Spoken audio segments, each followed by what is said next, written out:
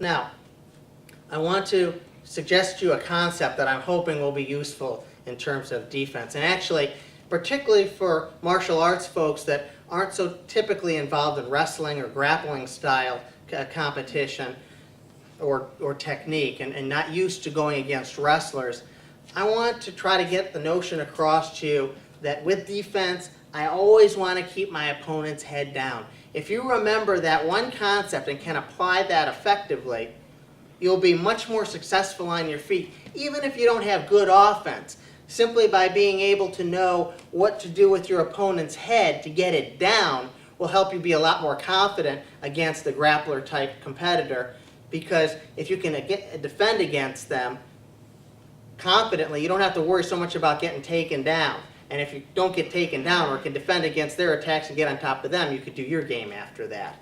But I want to emphasize this point here. Many people, when they're learning to wrestle or starting out, they're taught to get a whizzer, which is basically an overhook, when their partner or opponent has their leg. And that can be even when we're on the mat. Now, a whizzer is an effective defense in certain situations. But, in my opinion at least, it's not the first thing you want to go to. What you first want to go to is to get your opponent's head down. That's what's crucial. And so, I want to just show this one simple little position and show you why it's so effective and why you can have tremendous leverage here. If Colby gets my leg, okay, and I do have an overhook here, but I'm not really using it, my first goal is simply to push his head down and to get the back of his head, my lower part of my abdomen here. I want you to notice something here. If I have Colby, come up a little bit, Colby. If I have Colby in this position here and he has my leg, and you'll notice too, I'm not grabbing deep here. I want you to notice where my elbows are relative to the back of his shoulders. They're chintzy. They're not deep where I'm going to get thrown. I want you to notice this position here. His head is down, his hips are up. If he was in a stance like that, we would say that that's very unfavorable, very poor position. His head is down and his hips are up. And that's basically what I want to try to get him to do, because if he attacks me, what does he want? He wants his hips down and his head up. Whether that's in a double, outside single, high head inside single, doesn't matter. If I can now push his head down and step across here, I want you to notice something now. I'm not sprawled out. In fact, my center of gravity is directly over my feet. Lift up my leg, Colby. He can't. It's like lifting himself up by his bootstraps. Can't be done. You'll notice my goal here was,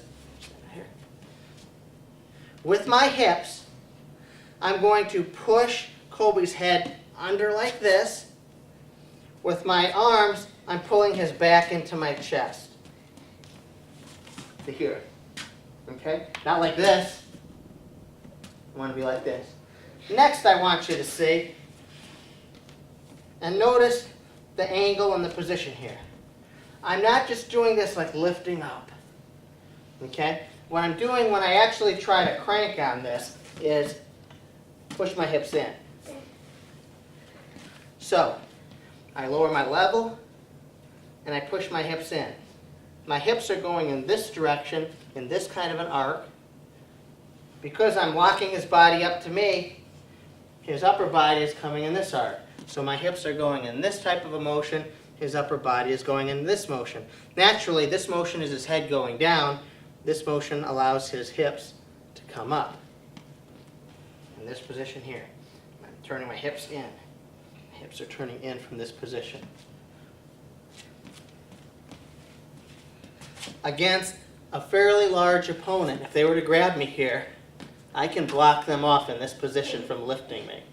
And this is very uncomfortable. We can do a lot of things from here. But I want to get this concept down. Notice, Colby has my leg, but he doesn't have any ability to do much with it at this point. Okay? That notion is going to be the basic principle behind most of the defense that I talk about, whether it's from a double, a high crotch, or a head inside single, whether it's high or low. Now, I want to translate that last position we had on our feet to what it would be like on the mat, as sort of a base position and a concept to get across. Colby, after he shot and after I sprawled, will hopefully be on his knees. Okay? Now, my goal is not to get in a whizzer and to come out to the side. My goal is always to get out in front, and I want you to remember that particular point because I think that's also a very crucial point. I want my spine lined up with his. I don't want to be at an angle. There are things we can do defensively, and some of these things I'll discuss in this module, but primarily, 9 out of 10 times, your main goal is to get out in front here. To get out in front in this position. Now, I want to get the back of Colby's head and the lower part of my abdomen here. I want to keep my knees off the mat, keep my weight on Colby. Now I'm going to put my knees on the mat as I talk to you about this so I'm not torturing Colby too much down here. But in this position, of course, I want my knees up. Now, by having my knees up and my weight totally on Colby, I want to arch, and I want to have my body in an arching motion such that, or arching position, such that the weight is translated to the back of his head. My goal in this position is not to let him get his head out to one side or the other, where he might be able to score on me. I do that by keeping my elbows in. Remember, if my arms come down here, and I'm on my knees now just to take it easy on Colby, but I typically want to be up in this position. If my hands come down deep, I'm going to get rolled. That's very dangerous. So my elbow position is in tight to my side and slightly above his deltoid. Notice if my elbow position is here at his lat, he can reach to roll or grab. But if my elbows are in here, higher up, he can't do that. Not only that, if my elbows are forward, he's got space to peek out to one side or the other. Whereas if my elbows are in, it's much more difficult. Peek out to one side. Okay, I can kind of block in here. So my goal is always to get in that position.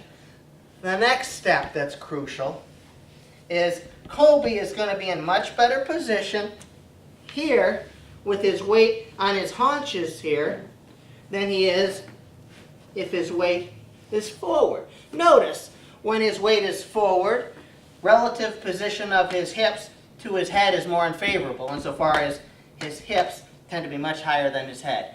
Whereas if he's here, his head is still low, but his hips aren't quite as high. So he's not in quite as bad position. Not only that, because his weight is back on his haunches here, if I try to spin behind, he can reach up. Notice, though, if his weight is forward and his center of gravity is past his hips here, I can push forward a little bit. Hold on to my leg, Colby. Push forward. Notice if he's here, I keep him forward. It's much more, now lift your arm up. It's much more difficult. So the more I can get my opponent forward, the better. If I have that single leg, remember, I want to keep back on my haunches. I want to keep my head up, hips down. A good frame here. I want to keep my head up so that my opponent can't get out in front. Defensively, I want to do the exact opposite. I want to get my opponent's weight forward. I want to get his weight off of his hips here, okay, off of his haunches, so his weight is forward. I want his hips up and his head down, and I want to keep out in front of him. So first, remember when you're on your feet, you want to be able to have a good sprawl and block your opponent from coming in to secure your leg. That's step number one. Step number two if your opponent gets through that line of defense and does have a secure grip on your leg, your next goal is to make sure you keep his head down at all costs, and typically to keep your weight over that head to keep his head down.